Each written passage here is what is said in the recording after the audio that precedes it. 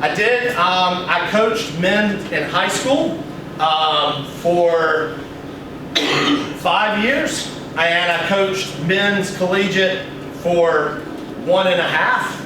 I coached them for a year. We got a new coach, got fired in the middle of the year, so I had to finish out that season. So collegiately for a 1.5 years, high school 5 years, club soccer. I coached club soccer for 12 years, so I've coached both men and women in club soccer. Because I always leading into the next question Yeah. I had. I was just gonna say what is your biggest takeaway from coaching women rather than men? Yeah, when I was coaching both, that's a great question. When I was coaching both, it was really difficult because we had a double header every game. I definitely had to coach differently with the women and the men, all right? I would say the biggest difference, the women are listening to you on every word that you say. And they will take you so literally that if one particular example comes up and you say, in this scenario, I want you to do this, the next play, they will do exactly what you asked them to do on this play, but now it's a different scenario. So you have to make sure you're explicitly clear in your communication of situational stuff, because they listen wholeheartedly. They want to please and do everything that they can. Now let's flip it. On the guy's side, they're not looking at you. Eye contact is an issue. Coolness is an issue. You're not sure whether they heard you or they didn't. And then from a messaging standpoint, you can deliver messages a little bit differently. And I think in the guy's side, it's not as much relationship oriented. It's kind of caveman oriented for guys. We just want to win, and we don't really care whether we like or dislike the guy beside me. Like team chemistry, I don't think plays as big of a role on the men's side as it does on the women's side. And that's at the collegiate level, the chemistry on the women's side has to be impeccable in order to be successful. So I don't know if that's a great answer, but those are the things that come to mind immediately in the differences in coaching men versus coaching women. Yes? Have you ever had problems with team culture? And if you did, how did you go about it? Yeah, I have on numerous occasions. When you do it long enough, the old saying, one bad apple, can rot the bunch. There's a lot of truth to that. If you have someone who's cancerous to the chemistry, it's very important that gets identified and gets addressed very early on. I've been fortunate most of my career. I'm not proud of this, but the first spring here, 12 players were encouraged to go in the portal and find another place to play. What I was told was do it respectfully, help them find another place. But other than that, as long as I did it in a respectful nature, and as long as I helped them find somewhere else, so 12 people were gone the first spring.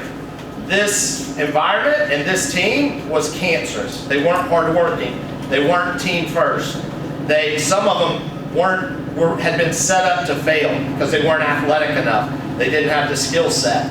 They didn't have the competitiveness. And so you really have to address that. So I had to find 12 people a better fit and a better place to play. 2 of them played Division I. One of them went to Incarnate Word. One of them went to USC Upstate. The other 10 went NAI, D3, D2, various places. And so I'm fortunate to work for an athletic director that's all about fit.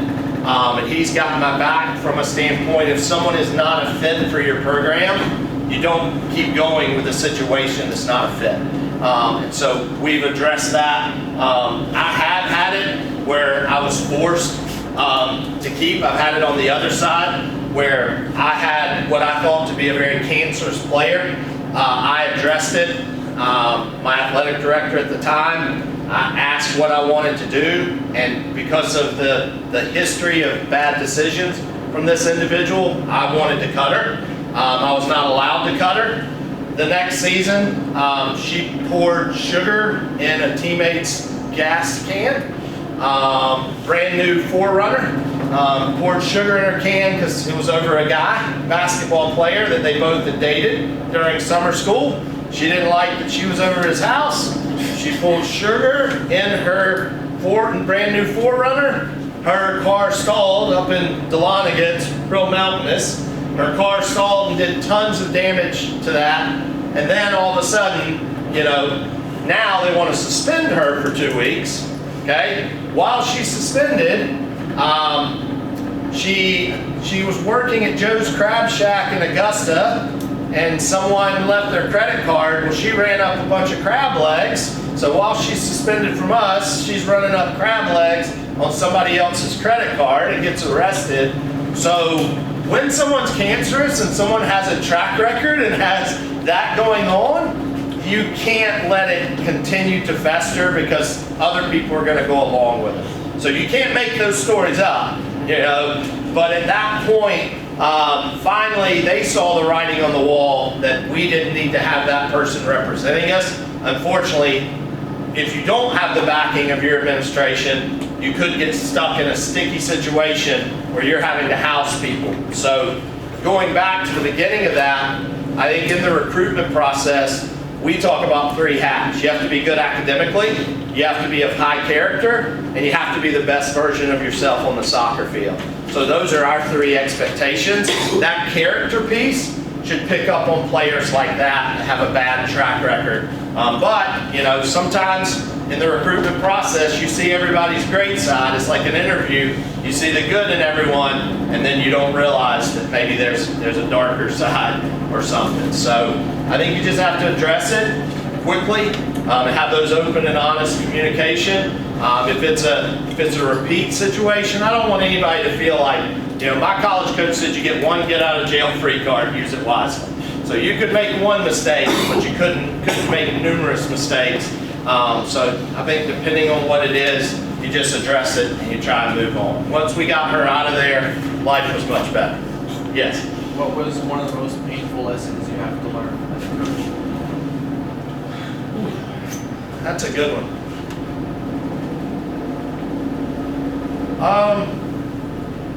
I would say as an early coach, you want to save everybody. You want everybody to be successful. And unfortunately, you can't always reach everybody. And I think when you try and try and try, you meet them halfway and you try, when it doesn't work out, it's someone that you've brought there and someone that you believe in, and they don't work out, I think sort of in the pit of your stomach and just in your heart, it really hurts to not be able to reach somebody and not be able to get them where they need to be. I think that's one of the tough things because in the recruitment process, there's so many people you can recruit.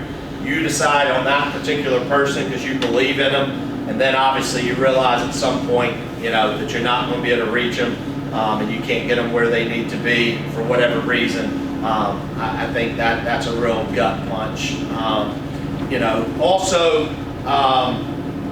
the other thing that I would say, that loss with the Silverbacks in the Final Four, it hurt. It hurt like crazy to make it all the way to the Final Four. We were out in Santa Clarita, California, so you've gone all the way across the country.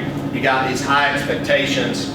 That loss in the Final Four is what drove me in recruiting that next year for Silverbacks to not have to feel that again. So losing a big game always hurts, but I think there's a right way to allow that to fuel you to go make sure that you make your team better instead of sulking and pouting about it. And so I tell our kids, the mature response is this.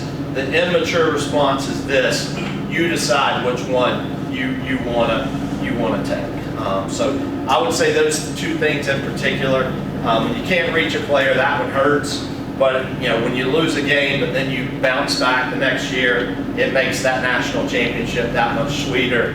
When you felt what it feels like on the other side, our team was so much more business-like when we went back. We were there for one thing, and where we were and what else went on was unimportant. We were there to win, and made it a business trip. So those would be the two things I would say, that hurt. I got a question, Coach. Can you talk about how you structure a typical practice and maybe why you do what you do in the order that you do? Yeah, absolutely. I think soccer is really intelligent in their organization. When you coach club soccer, so when you coach youth, you're required to have a license within a year for coaching them. They teach you the organization and structure. So at a very early age, kids are taught, you start off with a warm-up, right? So usually it's dynamic warm-up to just get them going, make sure we don't pull anything. Then really the warm-up should be themed towards whatever practice is that day. So let's just use dribbling, for example. So if we're doing dribbling in the practice, the warm-up should be build-up activities for dribbling. So warm-up, warm-up activity, so dynamics, warm-up activity, dribbling. Then we do something small-sided, so a microcosm of the game. So we do small-sided, then we do expanded small-sided, and then we always end in the game. It's the million-dollar question when you coach is when are we going to scrimmage, okay? To me, the scrimmage is a great indicator of whether your session has been successful or not, because if you've worked on dribbling all practice long and you get into the scrimmage and they don't try and dribble and take players on, I don't know if you've reached them. So I think it's not only the technique of dribbling, it's the courage of dribbling and encouraging them to take risks and take chances. So structurally, we're trying to meet all the physical, the psychological, the technical. We're trying to hit all aspects, but basically it's simple to complex, it's small to large, but that's what soccer is warm-up, small-sided, expanded, and then you always end with the game. And that's where once the game starts, I have to remove myself. I usually give a time limit where I'm not going to interject and give them an opportunity to learn and apply what they've worked on. And that's where I say, hey, if they're dribbling and they're taking players on, I feel good about myself and I feel like the session was a success. If we worked on dribbling all game long and we get to the scrimmage and nobody's dribbling and nobody's taking risks and chances, I personally feel like maybe I've wasted their time if I can't get that message across. So that's the general organization, regardless of what level that soccer kind of with that licensing program, we all sort of structure practices the same way, which I think is helpful for kids when they kind of know what's next. So when you get to the scrimmage portion, do you give them a focus? Like, do you tell them, I want to see you work on this dribbling we just broke down? Or do you just let them go? Yeah, I mean, what you can do is incentivize. If a goal comes off, if you dribble a player to score a goal, it's 5. If it's just a regular goal of passing, it's 1. And so you definitely, if it's heading, it's really easy to say all goals that are scored off a header are 5 points. Every other goal is 1. And so you definitely, we definitely put stipulations on the early part to make sure that we encourage the behavior that we're looking for that particular practice. When you talk about coaching and management, what level does that go from coaching to management? Is it different for guys and girls? Yeah, that's a really good question. I mean, at a young age, you probably gonna have to coach, right? But it's still, in the coaching schools, the game is still the best teacher. I mean, if you put them in a good activity, they'll beg you to play that game till the cows come home. And so you've reached them, right? So I think it's a very fine line between undercoaching and overcoaching. Management is probably gonna come at the higher levels. Most of the jobs you're gonna get, and when you're starting out, I was doing a lot more coaching than I was managing, starting out with high school teams, with club teams. You almost can't assume that they know anything. My general rule that I say to them, if we have worked on something in a practice, then my expectation is that there's understanding and that we do those things well. If we haven't gotten to them yet, I can't expect that of you if we haven't worked on it. So we jump from one theme to another in order to do that. I think this isn't exactly that, but what I did as a younger coach, I wouldn't have a theme, and I was trying to fix everything at the same time, and I'd be working on a little bit of heading, a little bit of dribbling, a little bit of passing. What I realized when it was over, it was just pure chaos, and I didn't really have a measure of whether they had gotten better. And so when you theme it out and when you focus on one particular thing, I think it's so much easier to encourage people to do that. So that's not really the manage versus coaching, but I think when you are coaching, if you theme it out, I think you make a lot more hay theming it out. Now, you need several practices because you got to work on dribbling, got to work on passing, got to work on shooting, got to work on heading, got to work on 1v1 defending, team defending. You know, there's so many different topics, but management is going to only come from experienced situations and experienced teams, and usually in your coaching career, you don't get those management type coaching jobs early on in your career as a general statement. So you're going to be doing more coaching than management. As far as the gender, I don't think there's a huge difference. I think you're basing it off of experience and ability.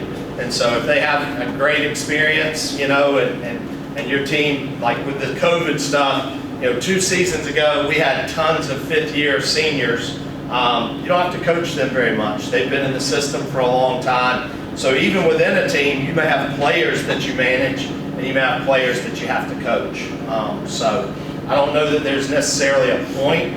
It's just I never considered managing until I got that Silverbacks job. And now, being a college coach, there's times where I just have to shut it down and step back and just let them handle it.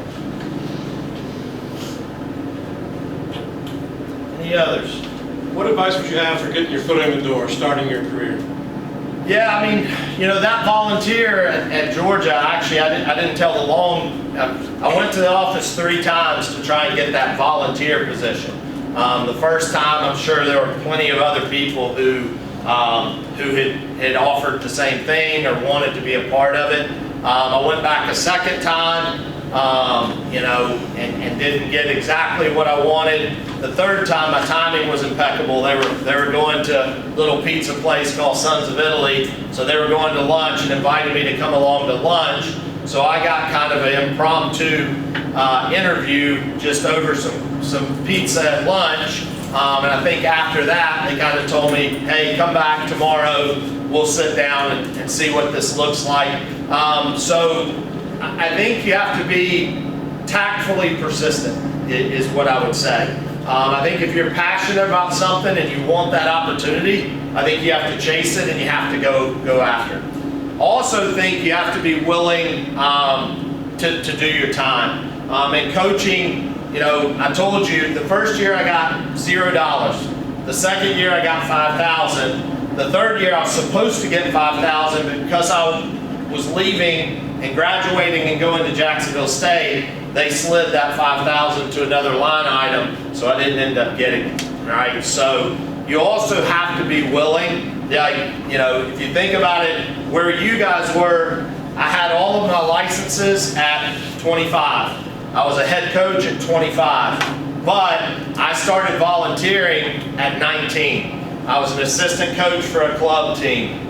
I wasn't the head coach, so I learned from a head coach. I was the low man on the totem pole at UGA. And the dirty work, that was laundry on the road, that was lining the field, that was stringing the nets, pumping up the balls on a daily basis. It wasn't fun, but it's all things that are necessary in order to get the job done. And so that has been invaluable to me. We didn't have a field, we didn't have uniforms, we didn't have a team. We built the Georgia women's soccer team from scratch with nothing.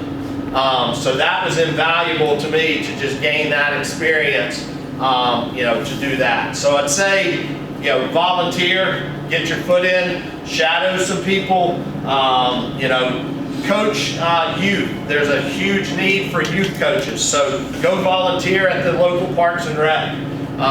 You know, those type things will go a long way, and you'll be surprised. You invest in people's kids, and people will invest in you. That's another thing that I would strongly encourage you to do. I had a couple donors in Dahlonega, and the foundation people would come and try and get them to give money. He said, no, he said, there's two programs I give to, men's tennis and women's soccer. And they said, well, why is that? He said, those are the two programs that poured into my kids. And so plain and simple, you pour into people's kids, it'll have a reciprocal effect. Not that that's what you do it for, but there's so many connections. I mean, I've got a donor from North Georgia who came with me down here, owns 2 car dealerships, and gives my program $10,000 a year to operate on. So those relationships are important, but I would start paying it forward now and do it as much as you can to start getting your feet wet and get experience early on. There's some trial and error in there. You'll have many mistakes. I still make mistakes. But you know, that trial and error is valuable, you know, to learn what you can do and what you can't do, and find a better way to do things.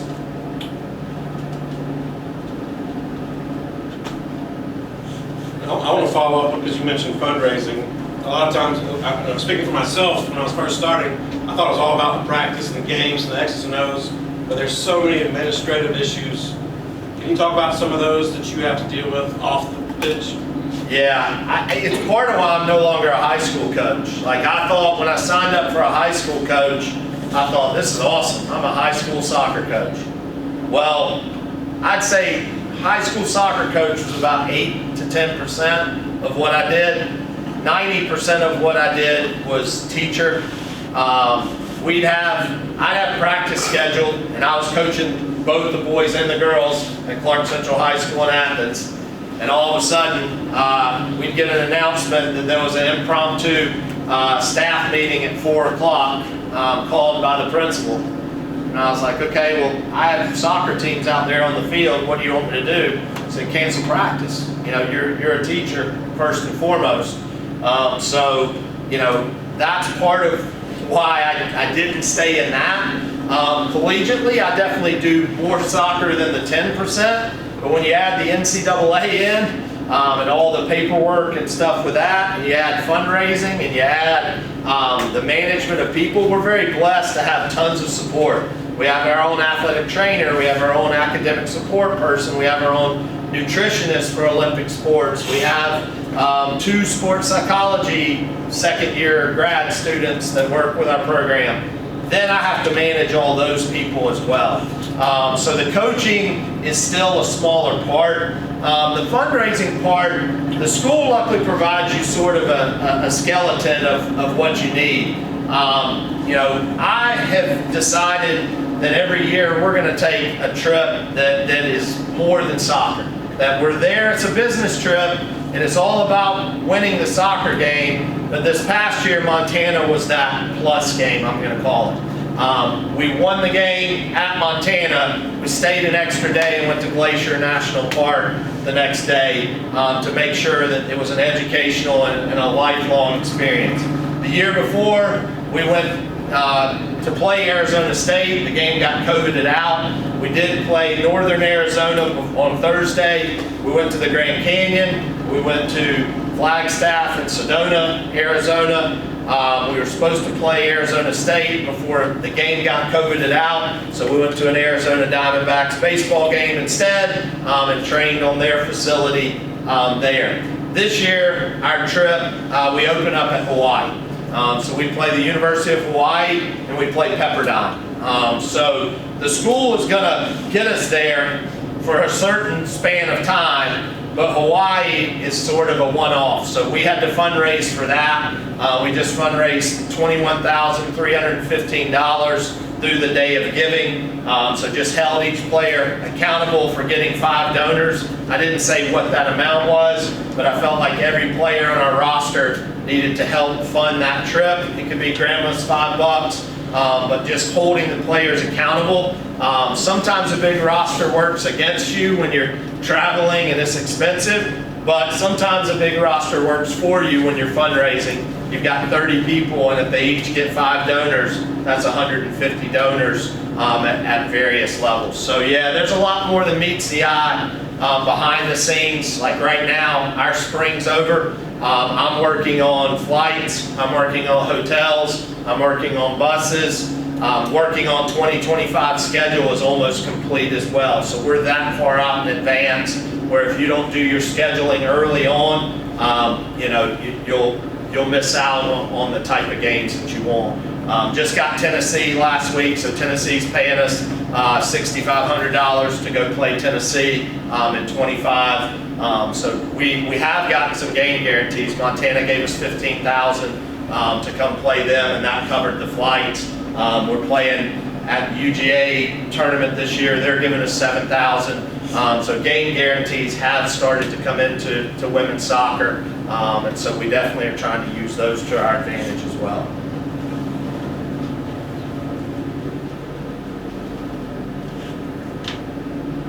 Any other questions? All right, thank you for your time. Appreciate it, and best of luck.